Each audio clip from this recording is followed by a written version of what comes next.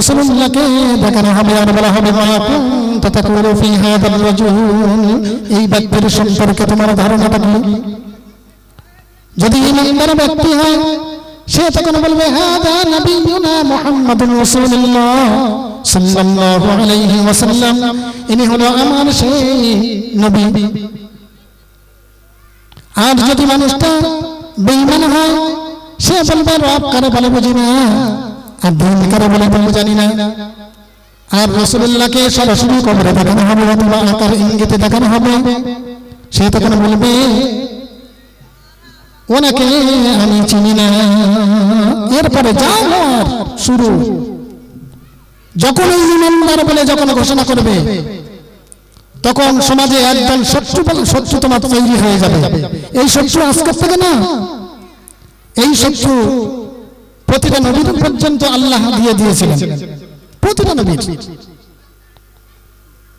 এক এক দলকে তুমি যখন বলবে আমি ইমানদার, যখন ইমানের উপরে চলাফেরা করবে তখন এক একজনকে ক্ষমতা দেওয়া হবে, এক এক দলকে ক্ষমতা দেওয়া হবে। আর ক্ষমতা দিয়ে আল্লাহ বলেন আমি তাকিয়ে তাকিয়ে দেখি ওরা যখন ওই ইমানদার ব্যক্তিদের উপরে যখন কটু কথা বলে, যখন অত্যাচার করে, এরপরে আল্লাহ রাব্বুল আলামিন বলেন ওয়ায়ামুদ্দুহুম ফি তুগয়ানিহিম ইয়ামাহুন, এরপরে আমি ঢিলে দিই, দেখি আমার ওই মনোনীত বান্দার উপরে আরো কত অত্যাচার করতে পারে আমি দেখি। কোরআন শোনাচ্ছি, গল্প করছি না। এরপরে মুমিন মানুষকে আল্লাহ সান্ত্বনা দিয়ে বলে ওয়ামা কানা লিনাফসিন আন তামুতা ইল্লা বিইذنিল্লাহ,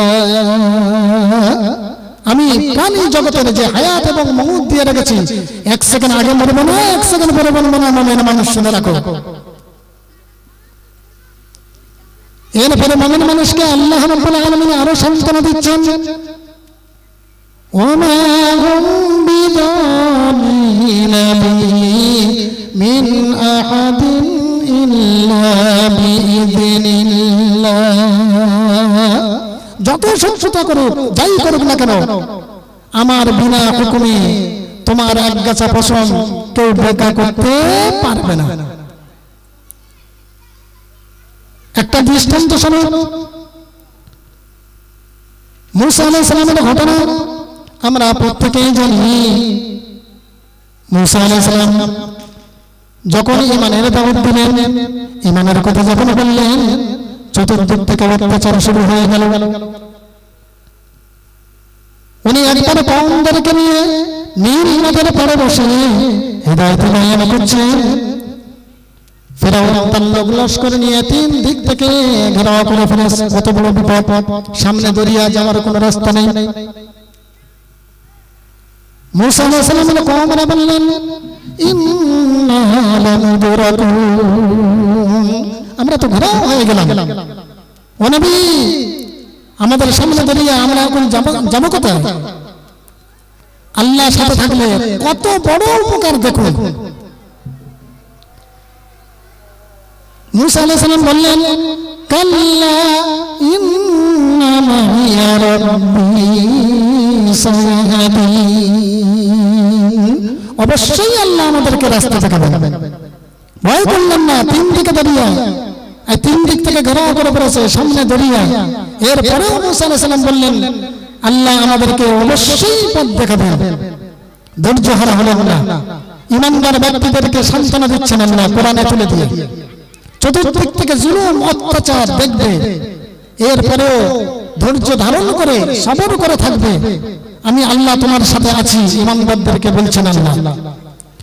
এরপরে আল্লাহ রাব্বুল আলামিন বললেন ফাআওহাইনা ইলা মূসা আন ইদরিব বিআসাকাল বাহরা ফানফালাকা ফাকানা কুল্লু ফিরকিন কাত্তাউদিল আযীম। ও মূসা, তোমার হাতে যে লাঠি আছে এই লাঠি নিয়ে তুমি দরিয়ার উপরে আঘাত করো। মূসা আলাইহিস সালাম সেই লাঠি নিয়ে দরিয়ার উপরে আঘাত করলো। কোরআন বলছে একটা না দুটো না 12টা রাস্তা তৈরি হয়ে গেল দরিয়া ফেটে। একটা রাস্তা আর একটা রাস্তার মাঝখানে পানির বিশাল পাঁচিল তৈরি হয়ে গেল। মুসা আলাইহিস সালাম এই রাস্তায় নেমে পড়লেন। মুসা আলাইহিস সালাম যখন দরিয়ার মাঝখানে চলে গেল, ফেরাউন এসে কিনারায় দাঁড়ালো। ফেরাউন এসে দেখলো যে ওর বাপ দাদার তৈরি করা রাস্তা। ফেরাউন ও তার লস্কর সবাই ওই রাস্তায় নেমে পড়ল। মুসা আলাইহিস সালাম এবার ওখানে চলে গেলেন। ওয়ানজাইনা মুসা ওয়া মান মাহু আজমাইন, আমি মুসা এবং তার সাথী সঙ্গীদেরকে নাজাত দিয়ে দিলাম। আর ফেরাউন চলে আসলো মাঝখানে। অত্যাচার করে যারা, তাদেরকে বোঝানোর জন্য আল্লাহ এই দৃষ্টান্ত কোরআনে সেট করে দিয়েছেন। যখন মাঝখানে আসলো, আল্লাহ দুইটি অক্ষরের মালিক, তিনি বললেন কোন, আল্লাহ রাস্তা তৈরি করলেন, আবার রাস্তা আল্লাহর হুকুমে বন্ধ হয়ে গেল। ফেরাউনের যত লোক লস্কর ছিল, সমস্ত লোক লস্কর সব পানি খেয়ে সব মরে গেল। ফেরাউনের একা বেঁচে আছে, একবার উপরে ওঠে, একবার নিচে চলে যায়। দরিয়ার মধ্যে তুফান শুরু হয়ে গেল। ফেরাউন পানি খেয়ে পেট এবারে ফেটে যাবার মতন হয়ে গেল। ফেরাউন দেখছে আর বাঁচার কোনো উপায় নেই। সেই সময় ফেরাউন বলছে আমানতু আন্নাহু লা ইলাহা ইল্লাল্লাযী আমানাত বিহি বানু ইসরাঈল, আমি ওই আল্লাহর উপরে ঈমান আনলাম যে আল্লাহর উপরে ঈমান এনেছে বনি ইসরাঈল। তবু বললাম না একথা যে আমি আমার আল্লাহর উপরে ঈমান এনেছি। এই ফেরাউন এখনো আছে, তারা মানুষের উপরে অত্যাচার করে। যখন এই কথা যখন বললো, এরপরে বলছে ওয়ানা মিনাল মুসলিমিন, আমি তো মুসলমান হয়ে গেছি। এরপরে ফেরেশতারা আমার এইরকম চুপ হচ্ছে কেন, আমার তো এবার ফেটে যাবে। আল্লাহ সঙ্গে সঙ্গে উত্তর দিলেন আল ওয়াকাদ আসাইতা ক্বাবলু ওয়া কুনতা মিনাল মুফসিদিন, এখন বলছো আমি ঈমান এনেছি।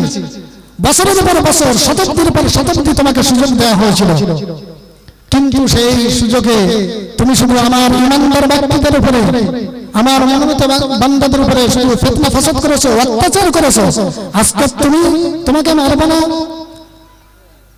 জলের কোনো পোকা তোমাকে খাবে না, তুমি বুঝবে না।